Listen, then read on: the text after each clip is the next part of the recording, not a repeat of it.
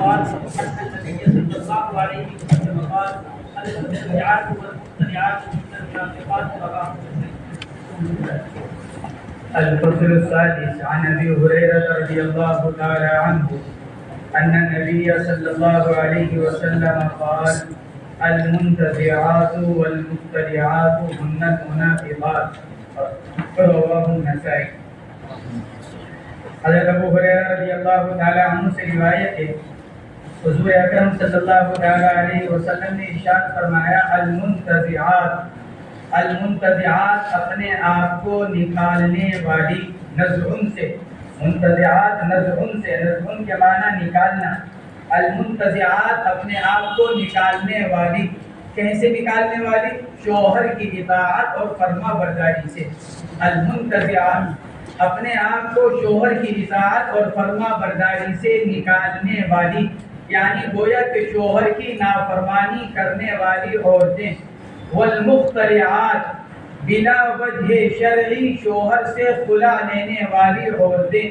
ہن المنافقات وہی منافقہ ہیں، نفاق کرنے والی ہیں. ہن المنافقات وہی نفاق کرنے والی ہیں. کیا مطلب؟ منافق ان کو کیوں قرار دیا گیا؟ اس لیے کہ ظاہر میں تو یہ شوہر کی اطاعت اور فرما برداری، لیکن دل کے اندر شوہر کی نافرمانی کو لیے ہوئے ہیں.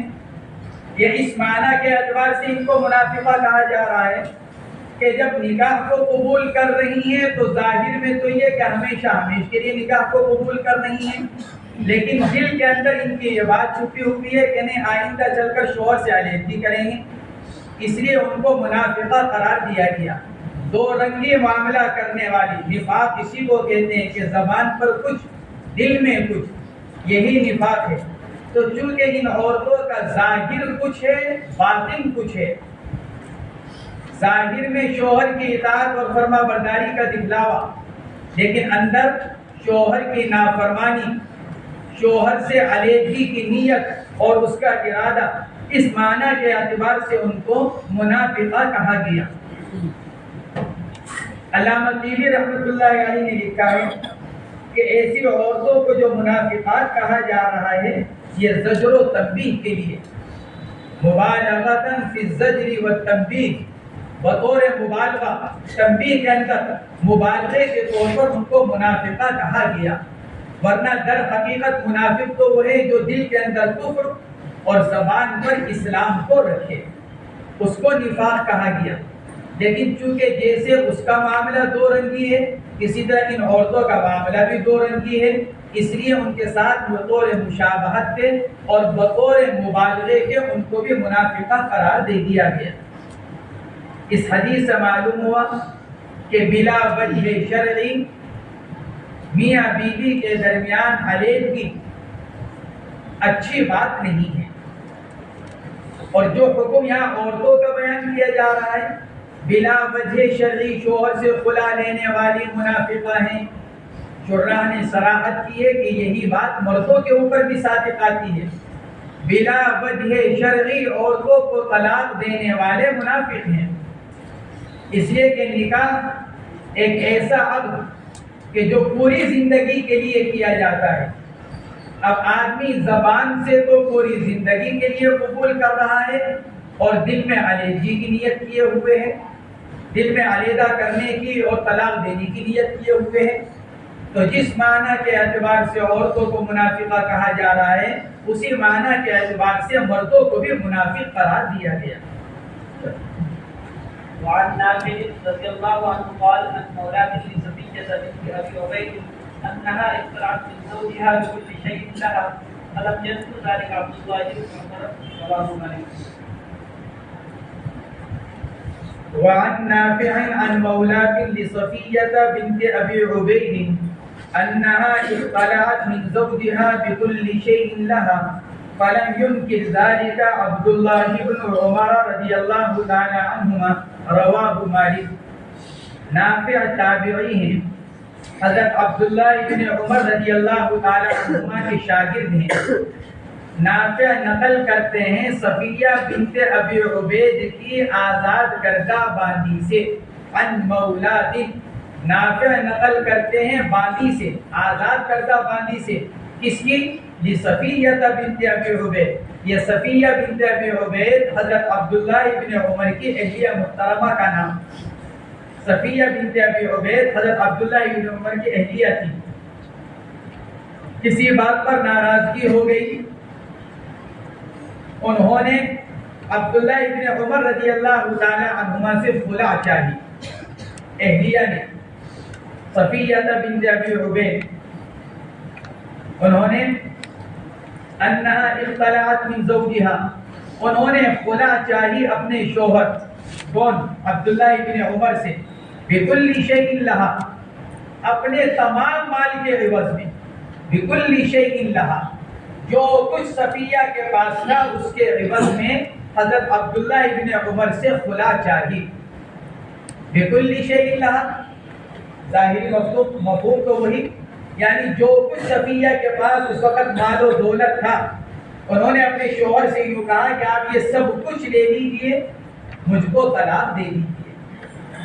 دوسرا مطلب اس کا بیان کیا گیا بکل شیء لہا، یعنی جو کچھ حقوق بیوی ہونے کے ناطے حضرت عبداللہ ابن عمر پر تھے، ان کے مہر، نفقہ، کسوہ، سکنا، کیونکہ مطلقہ کا سکنا بھی واجب، مطلقہ کا نفقہ بھی واجب، مہر بھی واجب، تو بکل شیء لہا، عورت بیوی ہونے کے ناطے ان کے جو تمام حقوق شوہر کے اوپر تھے، ان تمام حقوق کے عوض میں خلا چاہیے۔ ایک دوسرا مطلب اس کا یہ بھی بیان کیا گیا، اور دونوں مطلب اپنی جگہ صحیح۔ فلم ينكر ذلك عبداللہ ابن عمر، عبداللہ ابن عمر نے اس پر انکار نہیں کیا، یعنی اس کو قبول کر لیا، اور اسی بات پر اپنی اہلیہ محترمہ کے ساتھ خلا کا معاملہ کر لیا۔ اس حدیث سے معلوم ہوا کہ شوہر نے مہر میں جو کچھ ادا کر رکھا ہے اپنی مختلعہ بیوی سے اس سے زائد وصول کر سکتا ہے، کیونکہ اہلیہ محترمہ سب کچھ دے رہی ہیں، بکل شیء لہا، جو کچھ ان کے پاس ہے وہ عبداللہ ابن عمر کو دینے کو تیار۔ تو معلوم ہوا کہ شوہر نے جو کچھ مہر دے رکھا ہے بیوی اس سے زیادہ دے کر خلا لے سکتی ہے، اور شوہر کے لیے مہر سے زیادہ وصول کرنا جائز ہے، جسے عبداللہ ابن عمر نے قبول کیا۔ فلم ينكر ذلك عبداللہ ابن عمر، یہی حضرات جمہور علماء کا مذہب ہے کہ اگر عورت خلا لینے کے لیے تیار ہو اور مصر ہو اور وہ اپنے شوہر کو اس کے ادا کردہ مہر سے زیادہ دینے پر راضی ہو تو شوہر کے لیے زیادتی کا لینا جائز ہے۔ امام احمد بن حنبل رحمۃ اللہ علیہ سے کراہت نقل کی گئی، زیادتی کی کراہت حضرت امام احمد بن حنبل رحمہ اللہ سے نقل کی گئی۔ حضرات حنفیہ رحمہ اللہ کا مذہب ماقبل میں بیان کیا جا چکا ہے، فرماتے ہیں اگر نشوز یعنی نافرمانی، ظلم و زیادتی، حق تلفی اگر شوہر کی طرف سے ہے تو اس کے لیے بیوی سے کچھ بھی لینا جائز نہیں ہے، بلکہ اس صورت میں تو اس پر طلاق دینا لازم ہے جب وہ اس کے ساتھ ظلم و زیادتی کا معاملہ کر رہا ہے، حق تلفی کا معاملہ کر رہا ہے۔ ہاں اگر نشوز اور ظلم و زیادتی، حق تلفی عورت کی طرف سے پائی جا رہی ہے تو جتنا شوہر نے دے رکھا ہے مہر کے اندر اتنا لینا تو جائز ہے ہی۔ بیوی سے کیا زیادتی لے سکتا ہے؟ اس کے اندر حنفیہ کے دونوں قول ہیں، ایک کراہت کا اور دوسرا مناسب کا۔ ایک قول تو یہ ہے کہ زیادتی مکروہ ہے، جتنا مہر میں دے رکھا ہے اب بیوی کی طرف سے زیادتی پائی جا رہی ہے، حق تلفی پائی جا رہی ہے، نافرمانی پائی جا رہی ہے شوہر کے حکم احکامات کی، اور اب بیوی اس کے ساتھ ساتھ خلا کا مطالبہ بھی کر رہی ہے، تو شوہر نے جتنا مہر ادا کر رکھا ہے اس کے لیے اس کے بقدر لینا جائز ہے۔ لیکن اگر بیوی زیادہ دینے لگے تو کیا شوہر کے لیے زیادتی جائز ہے؟ حنفیہ کے دونوں قول، ایک مکروہ ہونے کا جیسے کہ امام احمد بن حنبل فرماتے ہیں، دوسرے مناسب ہونے کا، جیسے کہ حضرات جمہور علماء فرماتے ہیں. تو فرماتے ہیں بِكُلِّ شَيْءٍ لَهَا فَلَمْ يُنْكِرْ ذَلِكَ عبد الله بن عمر رضی اللہ عنہما. وعن محمود بن لبيد رضي الله عنه قال أخبر رسول الله صلى الله عليه وسلم عن رجل قبل غير السلام من الإقامة جميعا فقام غضبان ثم قال أيعظ بكتاب الله عز وجل وأنا بين أنفسكم حتى قام رجل فقام يا رسول الله على رواه النسائي. وعن مالك بلغه أن رجلا قال لعبد الله بن عباس إني كتبت إبراهيم زيادة صديقة فماذا ترى علي؟ فقال ابن عباس سلقت منك بصلاة و97 اتخذت بها آيات الله خطوة رواه البخاري. ان دو روایتوں کے اندر طلاق ثلاثہ کا مسئلہ بیان کیا گیا. اگر کوئی آدمی اپنی بیوی کو 3 طلاق دے دے تو اس کا کیا مسئلہ ہے؟ محمود بن لبید امام بخاری رحمہ اللہ ان کے صحابی ہونے کے قائل ہیں. امام مسلم ان کو تابعی شمار کرتے ہیں. محمود بن لبید کو امام بخاری صحابی مانتے ہیں اور صحبت ان کے لیے تسلیم کرتے ہیں اللہ کے نبی کی، اور امام مسلم رحمہ اللہ ان کے لیے صحبت کو تسلیم نہیں کرتے، اس لیے ان کو تابعی میں شمار کرتے ہیں. صحیح بات یہ ہے کہ محمود بن لبید صحابی ہیں. حضور پاک علیہ السلام کا زمانہ پایا ہے، آپ سے سنا ہے، اگرچہ آپ سے براہ راست نقل نہیں کرتے. حضرت عائشہ، حضرت صفیہ امہات المؤمنین ان سے روایات نقل کی گئی ہیں. حضرت محمود بن لبید ان سے نقل کرتے ہیں. فرماتے ہیں اخبر رسول اللہ صلی اللہ علیہ وسلم عن رجل، اللہ کے نبی علیہ السلام کو خبر دی گئی اس آدمی کے بارے میں جس نے اپنی بیوی کو 3 طلاق دے دی تھی اکٹھی جمیعاً ایک ساتھ. یا تو یہ انتی طالق ثلاثن، یہ بھی اکٹھی ہے، اور انتی طالق انتی طالق انتی طالق یہ بھی اکٹھی ہے.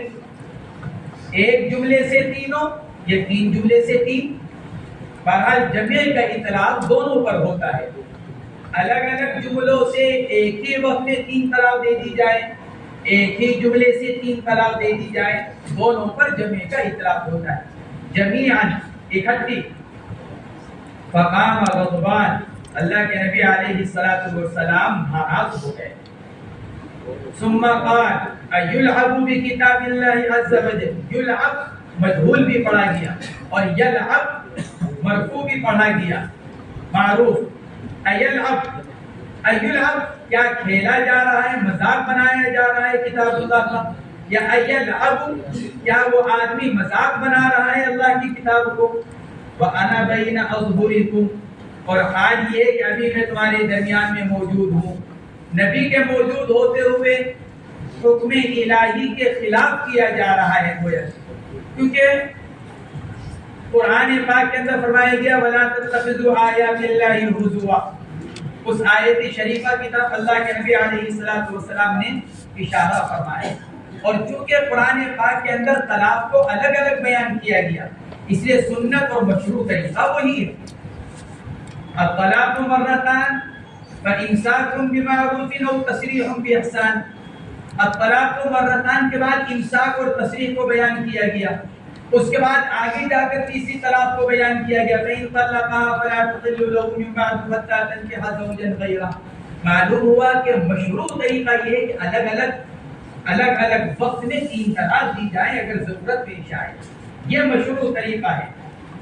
اس آدمی نے چونکہ اس مشروع طریقے کے خلاف کیا، اس لیے اللہ کے نبی علیہ السلام ناراض ہوئے. ایلعب بکتاب اللہ وأنا بین أظهرکم حتی قام رجل، ایک صاحب کھڑے ہوئے فقال یا رسول اللہ الا اقتلہ، اے اللہ کے نبی کیا میں اس کو قتل نہ کر دوں؟ یہ عرض کیا. یا تو اس لیے کہ چونکہ انہوں نے اللہ کی کتاب کو مذاق بنا لیا، یہ اس وجہ سے کہ ان کے اس فعل پر اللہ کے نبی علیہ السلام کا ناراضگی اور ان کے اس فعل پر مرتب ہونے والا گناہ، اس وجہ سے انہوں نے عرض کیا یا رسول اللہ کیا میں ان کو قتل کر دوں؟ یہ ان سے اجازت چاہیے کہ آپ علیہ السلام نے اجازت پر مرحمت نہیں فرمائے. یہ ایک روایت ہوئی. اگلی روایت حضرت امام مالک رحمہ اللہ سے منقول فرماتے ہیں کہ پہنچی ان کو یہ خبر، ایک آدمی نے عبداللہ ابن عباس رضی اللہ تعالیٰ عنہ سے کہا میں نے اپنی بیوی کو 100 طلاق دے دی ہیں، فماذا ترى علیہ، کیا مسئلہ ہوا میرے اوپر، کیا رائے ہے آپ کی میرے بارے میں، میری بیوی حرام ہوئی کہ نہیں ہوئی؟ فقال ابن عباس طلقت منک بثلاث، فرمایا تمہارے سے 3 طلاق تو پڑ گئی اور بقیہ 97 طلاق اتخذت بها آیات اللہ ہوا۔ قرآن نے تو 3 طلاق کو بیان کیا، تم 100 طلاق دے رہے ہو تو 97 طلاق سے تم نے قرآن پاک کی آیات کا مذاق اڑایا۔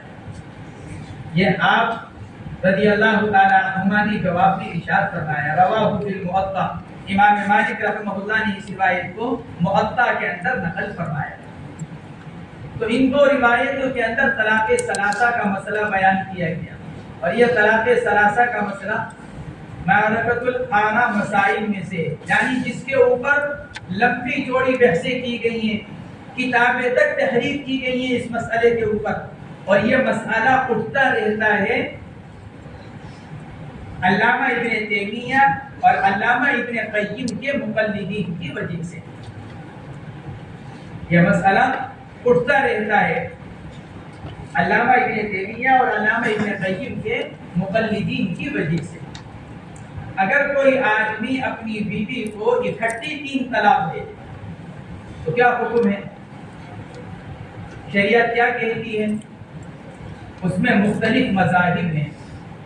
حضرات جمہور علماء ائمہ 4 اکٹھی 3 طلاق کے وقوع کے قائل ہیں۔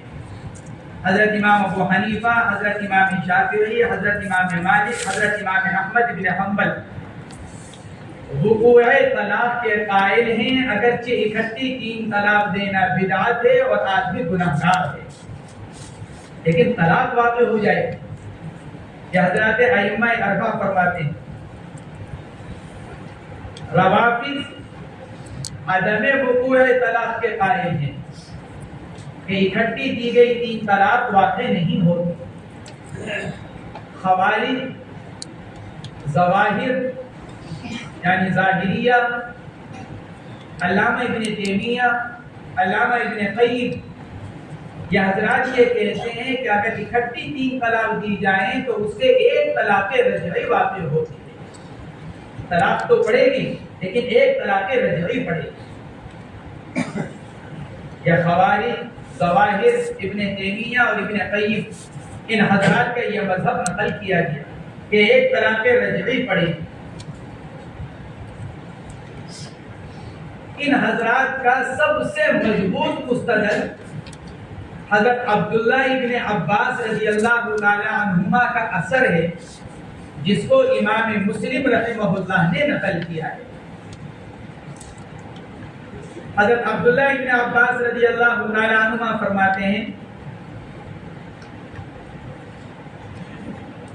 کہ 3 طلاق کا ایک ہونا حضور پاک علیہ السلام کے زمانے میں، حضرت ابو بکر کے دور خلافت میں اور حضرت عمر کے دور خلافت کے ابتدائی 2 سال 1 طلاق شمار ہوا کرتی۔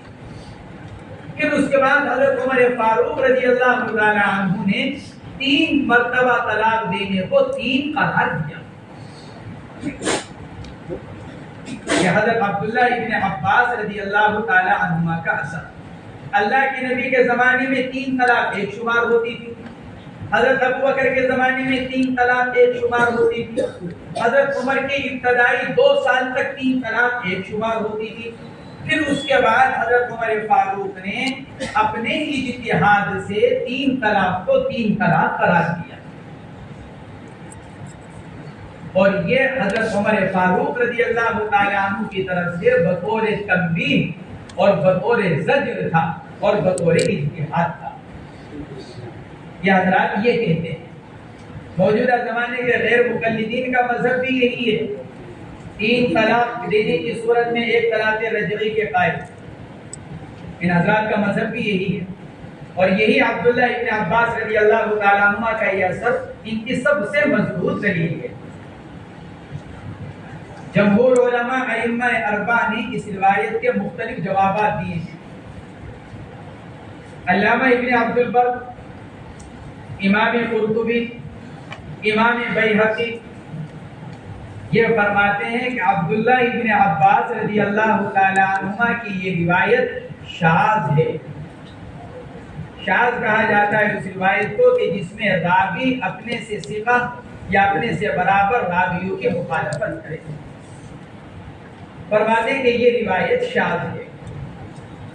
علامہ ابن عبد البر، امام قرطبی اور امام بیہقی اور وہی فرماتے ہیں کہ عبداللہ ابن عباس رضی اللہ تعالی عنہما سے اس روایت کے نقل کرنے میں اکرمہ متفرد ہے۔ عبداللہ ابن عباس کے بہت سارے شاگرد ہیں، عطا ابن ابی رباح، حضرت مجاہد، عمرو بن دینار، مالک ابن حارث، یہ سارے بڑے شاگرد ہیں حضرت عبداللہ ابن عباس رضی اللہ تعالی عنہما کے۔ اکرمہ ان سب کی مخالفت کرتے ہیں۔ مجاہد، عطا ابن ابی رباح، مجاہد، عطا ابن ابی رباح، عمرو بن دینار، مالک ابن حارث، ان چاروں میں سے کوئی بھی عبداللہ ابن عباس سے تین طلاق کے ایک ہونے کو نقل نہیں کرتا کہ 3 طلاق ایک شمار ہوتی تھی۔ ان شاگردوں میں سے کوئی نقل نہیں کرتا، صرف اکرمہ عبداللہ ابن عباس رضی اللہ تعالی عنہ سے اس کو نقل کرتے ہیں۔ اس لیے ان محدثین نے اور محققین نے اس روایت کو شاذ قرار دیا، بلکہ امام بیہقی رحمۃ اللہ علیہ نے تو اس کو عبداللہ ابن عباس کا قول قرار دینے کے بجائے اکرمہ کا قول قرار دیا۔ عبداللہ ابن عباس کا قول قرار دینے کے بجائے کہ حضرت عمر فاروق نے 3 طلاق کو 3 طلاق کر دیا، اس کو عبداللہ ابن عباس کا قول قرار دینے کے بجائے امام بیہقی رحمہ اللہ نے اس کو اکرمہ کا قول قرار دیا۔ دوسرا جواب یہ دیا گیا کہ عبداللہ ابن عباس کی یہ روایت جو نقل کی گئی، امام مسلم نے جو نقل کی ہے، خود عبداللہ ابن عباس کا فتویٰ اپنی روایت کے خلاف ہے، کیونکہ یہ جو دیگر شاگرد ہیں، مجاہد، عطا ابن ابی رباح اور عمرو بن دینار اور مالک ابن حارث، یہ حضرت عبداللہ ابن عباس رضی اللہ تعالی عنہما سے 3 طلاق کے وقوع کا فتویٰ نقل کرتے ہیں، اور جب راوی کا فتویٰ اپنی روایت کے خلاف ہو تو روایت قابل استدلال نہیں رہی۔ پھر لا محالہ یہ کہنا پڑتا ہے کہ اس کا مطلب یہ کہ راوی نے اپنی روایت کو ترک کر دیا، یہ بھی تو اس کے خلاف فتویٰ دے رہے ہیں۔ دوسرا جواب حضرت عبداللہ ابن عباس رضی اللہ تعالیٰ عنہ کی روایت کا یہ دیا گیا۔ تیسرا جواب یہ دیا گیا کہ اس روایت کا مطلب یہ ہے حضور اکرم صلی اللہ علیہ وسلم کے زمانے میں، حضرت ابوبکر صدیق رضی اللہ تعالیٰ عنہ کے زمانے میں، جب کوئی آدمی اپنی بیوی سے یوں کہتا انتی طالق انتی طالق انتی طالق، تو یہ تکرار سے مراد تاکید ہے یا تکرار سے مراد تاسیس ہے؟ انتی طالق پہلی مرتبہ کا ایک طلاق پڑ گئی، دوسری مرتبہ کا انتی طالق، تو یہ دوسرا اور تیسرا انتی طالق، یہ پہلا انتی طالق کی تاکید کے لیے ہے یا وہ مستقل جملہ ہے اور اسے دوسری اور تیسری طلاق پڑے گی؟ ابتدائی دور میں، دور نبوی اور دور صدیقی میں، چونکہ صدق اور سلامت صدر تھا، سچائی تھی لوگوں کے اندر، اور طلاق کے معاملات بہت کم تھے، اس لیے جب کوئی آدمی یہ کہتا انتی طالق انتی طالق انتی طالق، اور اس سے پوچھا جاتا کہ دوسرے اور تیسرے انتی طالب سے تمہاری مراد کیا ہے تو وہ سچ بولتا تھا اور یوں کہتا تھا کہ میری مراد پہلی طلاق کی تاکید ہے. تو اس لیے دوسری تیسرے جملے سے مستقل طلاق کے وقوع کا فیصلہ کرنے کے بجائے اس کو تاکید قرار دے کر ایک طلاق کے واقع ہونے کا فتویٰ دیا جاتا ہے. لیکن دور فاروقی میں کیونکہ صدق اور سلامت صدر کے اندر کمی واقع ہوتی چلی گئی اور طلاق کے واقعات بڑھتے چلے گئے. اب جب لوگوں سے یہ پوچھا جاتا کہ دوسرے اور تیسرے جملے سے تمہاری مراد کیا ہے تو وہ جھوٹ بولنے لگے. اس وقت تو مراد دوسری تیسری طلاق, لیکن جب معلوم کیا جاتا تو کہتے نہیں کہ تاکید مراد تھی. تو حضرت عمر فاروق رضی اللہ تعالی عنہ نے قائل کی نیت کا اعتبار کرنے کے بجائے اس کے الفاظ کا اعتبار کرنا شروع کر دیا. اللہ کے نبی اور حضرت ابو بکر کے زمانے میں تکرار کو تاکید پر محمول کیا جاتا تھا. صدق اور سلامت صدر کی وجہ سے حضرت عمر فاروق رضی اللہ تعالی عنہ نے تکرار کو تاکید پر محمول کرنے کے بجائے تاسیس پر محمول کرنا شروع کر دیا. صدق اور سلامت صدر میں کمی واقع ہو جانے کی وجہ سے, کیونکہ لوگوں کے اندر جھوٹ بھی آ گیا اور طلاق کا وقوع بھی بکثرت ہونے لگا پچھلے دو زمانوں کے مقابلے میں. اس لیے حضرت عمر فاروق رضی اللہ تعالی عنہ نے قائل کی نیت کا اعتبار بند کر دیا. اسی لیے حضرات فقہاء کرام رحمہم اللہ اس کی صراحت کرتے ہیں کہ اگر کوئی آدمی یوں کہ انتی طالب انتی طالب انتی طالب اور مسئلہ پہنچ جائے قاضی صاحب کی عدالت میں اور وہ یوں کہے کہ میں نے تاکید کے لیے کہا تو قاضی اس کی بات کو قبول نہیں کرے گا. فیما بینہ و بین اللہ تو قبول کیا جا سکتا ہے کیونکہ اللہ جانتا ہے دل میں کیا ہے. لیکن ظاہر کے اعتبار سے جب قاضی کے پاس مسئلہ پہنچ گیا, محکمہ قضا میں مسئلہ پہنچ گیا, تو اب ظاہری الفاظ پر فیصلہ کیا جائے گا تین طلاق کے وقوع کا. تو ایک تیسرا جواب عبداللہ ابن عباس رضی اللہ تعالی عنہما کے اس اثر کا یہ دیا گیا ہے کہ پہلے دو زمانوں میں اس کو تاکید پر محمول کیا جاتا تھا, حضرت عمر فاروق رضی اللہ تعالی عنہ نے اس کو تاسیس پر محمول کرنا شروع کر دیا. تیسرا جواب اس کا یہ دیا گیا. حضرات جمہور علماء کی دلیل کہ تین طلاق دینے سے تین طلاق واقع ہو جائے گی. ایک تو یہی روایت محمود ابن لبید کی عن رجل طلق امرأته ثلاث تطليقات جميعا فقام غضبان. اگر تین طلاق سے تین طلاق واقع نہ ہو رہی ہوں تو اللہ کے نبی کو ناراضگی کی کیا ضرورت پیش آئی. اتنی ناراضگی کہ جو وہاں پر بیٹھے ہوئے تھے انہوں نے قتل کرنے کی اجازت مانگ لی. اللہ کے نبی علیہ الصلوۃ والسلام کی ناراضگی تو خود بتلا رہی ہے کہ تین طلاق واقع ہوگی. دوسری دلیل اگلے باب کی پہلی روایت باب المطلقۃ ثلاثا. دوسری روایت پہلی روایت حضرت عائشہ رضی اللہ تعالی عنہا کی انی كنت عند رفاعہ فطلقنی فبت طلاقی. میرے شوہر نے مجھ کو تین طلاق دے دی تھی.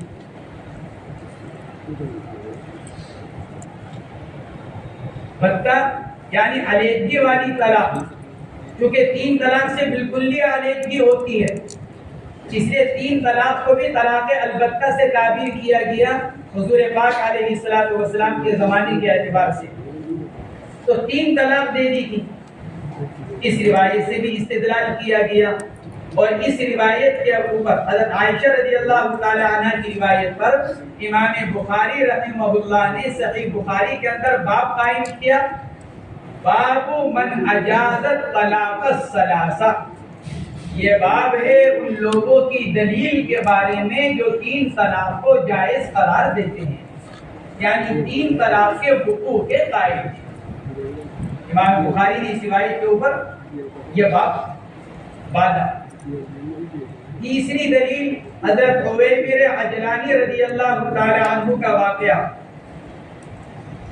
لعان کا واقعہ پیش آیا، اپنی بیوی کے اوپر الزام لگایا تھا زنا کا، پھر لعان ہوا تھا، قسمیں کھائی تھی دونوں نے، پھر اس کے بعد حضرت عویمر عجلانی رضی اللہ تعالی عنہ، کیونکہ بیوی نے بھی قسمیں کھا لی کہ میں نے زنا نہیں کیا، ادھر وہ قسم کھا رہے ہیں کہ میں نے ان کو زنا کرتے ہوئے دیکھا، معاملہ تو وہیں کمی ہو گیا، دونوں نے قسمیں کھا لی۔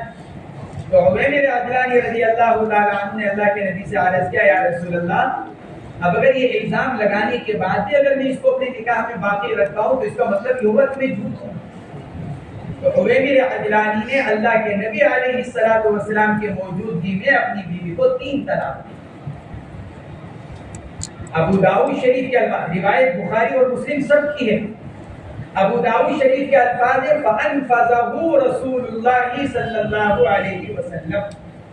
عویمر عجلانی نے جو اپنی اہلیہ محترمہ کو 3 طلاق دی تھی، اللہ کے نبی نے ان تینوں طلاقوں کو نافذ فرمایا۔ فَأَنْفَذَهُ رسول اللہ صلی اللہ علیہ وسلم۔ تو یہ واقعہ بھی حضرات جمہور علماء کا مستدل ہے۔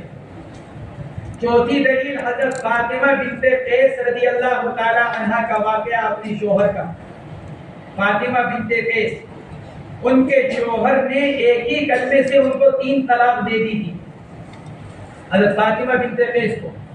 روایت کے الفاظ آتے ہیں ابانہا ثلاثاً بکلمۃ واحدۃ، ان کے شوہر نے ان کو علیحدہ کر دیا تھا 3 طلاق دے کر ایک ہی جملے سے، ابانہا ثلاثاً بکلمۃ واحدہ۔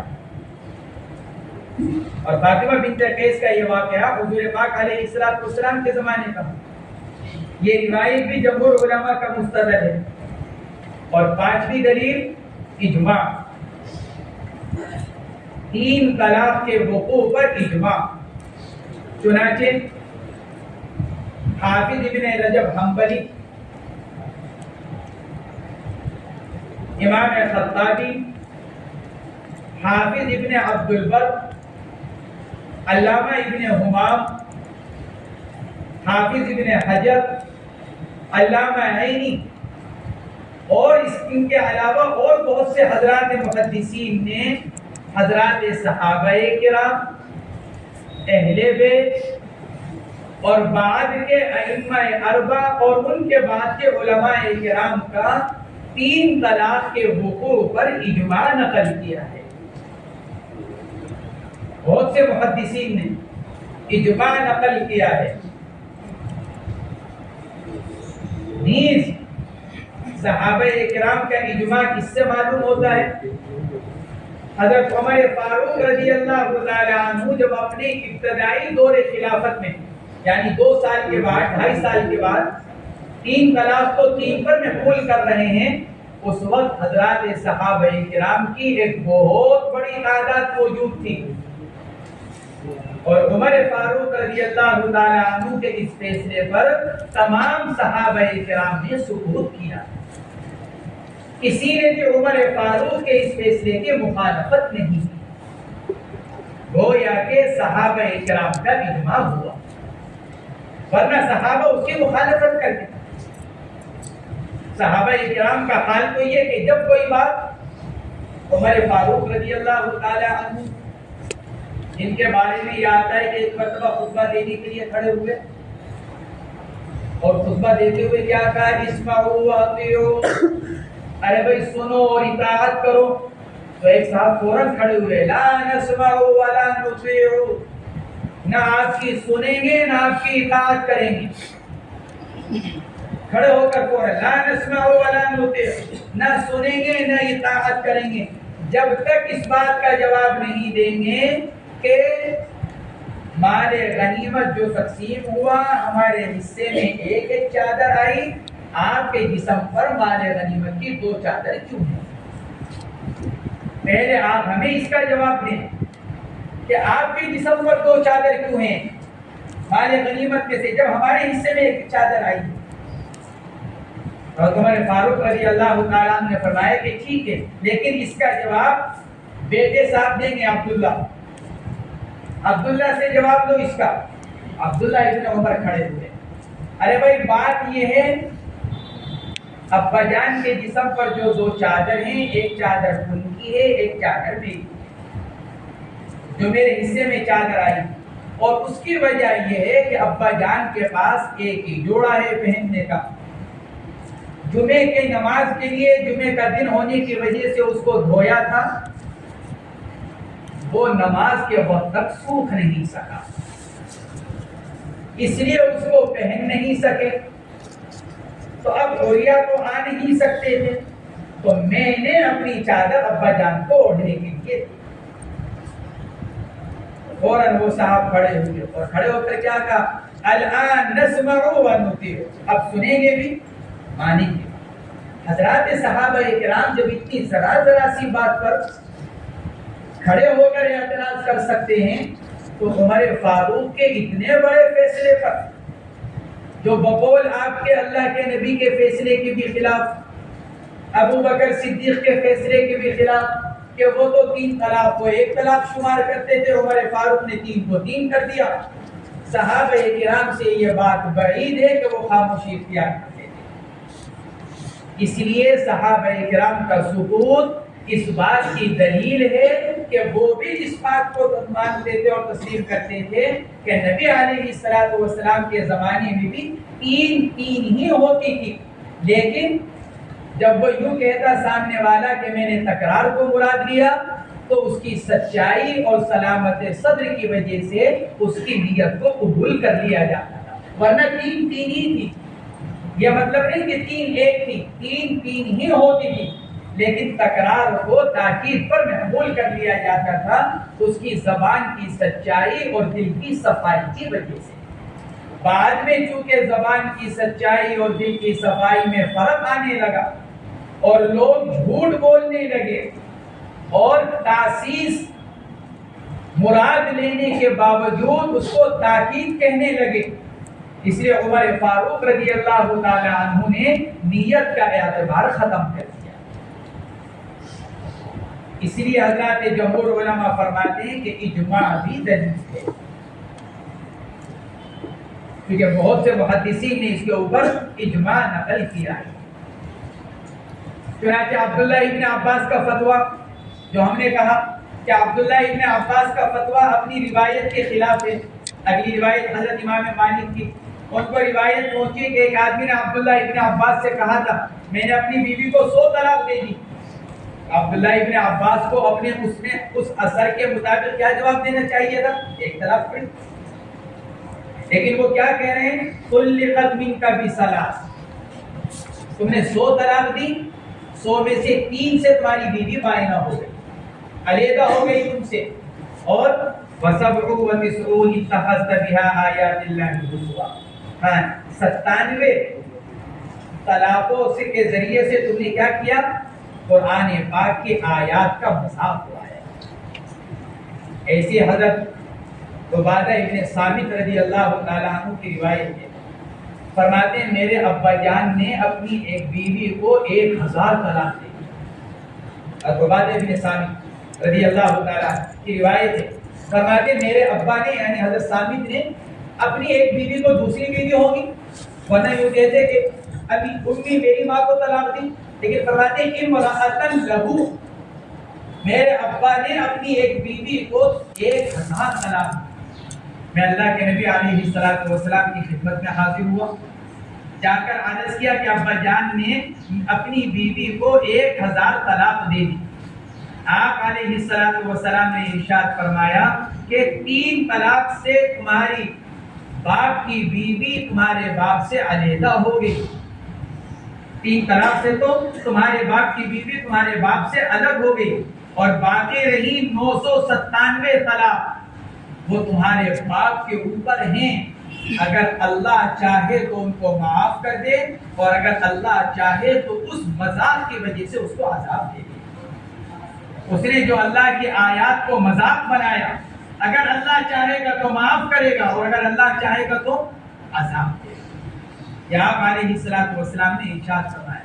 اس لیے حضرات جمہور علماء کا مذہب یہی ہے کہ 3 طلاق دینے سے 3 طلاق واقع ہو جاتی ہیں، اور یہ مسئلہ اجماعی ہے، اسی لیے علامہ شامی رحمۃ اللہ علیہ نے اس کی صراحت کی ہے کہ اگر کوئی قاضی اس کے خلاف اگر فیصلہ بھی کر دے اس کا فیصلہ نافذ نہیں ہوگا، شرعاً اس کا فیصلہ نافذ نہیں ہے۔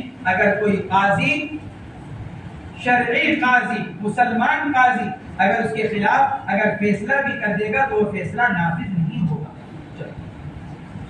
وعن معاذ بن جبل رضي الله عنه قال قال لي رسول الله صلى الله عليه وسلم يا معاذ ما خلق الله شيئا على وجه الارض احب اليه من الرقاق ولا خلق الله شيئا على وجه الارض ابغض اليه من الصلاه رواه الترمذي۔ اس روایت کے اندر وہی طلاق کی مقبوضیت کو بیان کیا گیا۔ یہ طلاق اللہ کو ناپسند ہے۔ حضرت معاذ بن جبل رضی اللہ تعالیٰ عنہ سے روایت ہے، مجھ سے حضور اکرم صلی اللہ علیہ وسلم نے ارشاد فرمایا، یا معاذ ما خلق اللہ شیئا علی وجہ الارض احب الیہ من العطاء، اے معاذ نہیں پیدا کی اللہ نے کوئی چیز زمین کے اوپر مستحبات میں سے، یعنی وہ چیزیں جو اللہ کو پسند ہیں، محبوب ہیں، جو زیادہ محبوب ہو اللہ کو غلام کے آزاد کرنے سے، اس لیے کہ انسان کے اندر اصل حریت ہے، نیز غلام کو آزاد کرنے سے غلام بندوں کی پابندی سے نکل کر یکسوئی اور آزادی کے ساتھ اللہ کی عبادت کر سکتا ہے۔ نیز جو انسان غلام کو آزاد کرے گا اللہ رب العزت اس آزاد کردہ غلام کے ہر ایک عضو کے بدلے میں آزاد کرنے والے کے عضو کو جہنم سے آزاد فرمائے گا۔ ایک آدمی نے ایک غلام آزاد کیا، اس کے سر کے بدلے میں اس کا سر آزاد، اس کے ہاتھ کے بدلے میں اس کا ہاتھ آزاد، اس کی کمر کے بدلے میں اس کی کمر آزاد، اس کے سینے کے بدلے میں اس کا سینہ آزاد۔ جب آدمی ایک غلام کو آزاد کرے گا تو چونکہ اس نے پورے غلام کو رقیت سے آزاد کیا، اللہ اس آزاد کرنے والے کو پورے کے پورے جہنم سے آزاد کرے گا۔ اس لیے فرمایا گیا اللہ کو غلام کو آزاد کرنے سے زیادہ محبوب کوئی چیز نہیں ہے، کیونکہ اس میں دونوں کا فائدہ ہے، غلام کا بھی فائدہ کہ وہ رقیت سے نکل جائے گا، اللہ کی عبادت کرے گا، ورنہ جو غلام ہوتا ہے وہ تو بیچارہ بنا دیتا ہے، وہ قرآن پاک کی تلاوت کرنا چاہ رہا ہے، ادھر آقا اس کو کام بتلا رہا ہے، وہ نماز کے لیے جانا چاہ رہا ہے، ادھر آقا اس کو آواز دے رہا ہے، لیکن جب وہ آزاد ہو جائے گا تو آزادی کے ساتھ اللہ کی عبادت کرے گا اور رقیت کا دھبا اس پر سے ہٹ جائے گا اور خود آزاد کرنے والے کا بھی فائدہ۔ اس لیے آزادی کو اللہ کے نزدیک سب سے محبوب فعل قرار دیا گیا۔ وَلَا خَلَقَ اللَّهُ شَيْئًا عَلَى وَجْهِ الْأَرْضِ أَبْغَضَ إِلَيْهِ مِنَ الطَّلَاقِ، اور نہیں پیدا کیا اللہ نے کسی چیز کو زمین کے اوپر، یعنی حلال کاموں میں سے، من الحلالات، حلال کاموں میں سے جو زیادہ مقبوض ہو اللہ کو طلاق سے، یعنی بغیر ضرورت کے اگر طلاق دی جائے، یہاں قید ہے ابغض الیہ من الطلاق من غیر حاجت، اگر بغیر حاجت کے بغیر ضرورت کے اگر طلاق دی جائے تو اللہ کو بہت ناپسند ہے، لیکن اگر ضرورت کی وجہ سے طلاق دی جائے تو طلاق کی مشروعیت ہی ضرورت کی وجہ سے رکھی گئی ہے، ورنہ تو آدمی بھی اس کی زندگی بھی برباد اور عورت کی زندگی بھی برباد۔ جیسے وہ مذاہب جن کے اندر طلاق نہیں ہے تو وہ بیچارے کیا کرتے ہیں، ساری زندگی گزر جاتی ہے اسی طرح، ورنہ ایک دوسرے کو مارنے کی فکر میں لگتے ہیں، ان کی جان لینے کی فکر میں لگتے ہیں۔ اس لیے مذہب اسلام چونکہ قیامت تک کا مذہب ہے اور سب سے معتدل مذہب ہے، اس لیے مذہب اسلام نے آپس کے جوڑ کے لیے رشتہ نکاح کی شکل میں رکھا اور ناموافقتی کے وقت میں علیحدگی کے لیے طلاق کو رکھا۔ جوڑنے کے لیے نکاح اور علیحدگی کے لیے طلاق، یہ اسلام کے معتدل ہونے کی علامت ہے، ورنہ بہت سے مذاہب کے اندر جوڑنے کا کوئی راستہ نہیں، اس لیے زنا کاری عام، بہت سے مذاہب کے اندر علیحدگی کا کوئی راستہ نہیں، اس لیے پھر مارنے کی فکر میں لگ جاتے ہیں، کیونکہ اس کی موجودگی میں دوسرا نکاح نہیں کر سکتے، ان کے مذہب کا یہی ہے، تو اس لیے پہلی بیوی کو مارنے کے چکر میں لگ جاتے ہیں۔ اس لیے اسلام نے تعلق قائم کرنے کا عقد بھی رکھا اور علیحدگی کا طریقہ بھی رکھا۔ اس کو فرما رہے ہیں ابغض الیہ من الطلاق، یہ کب ہے؟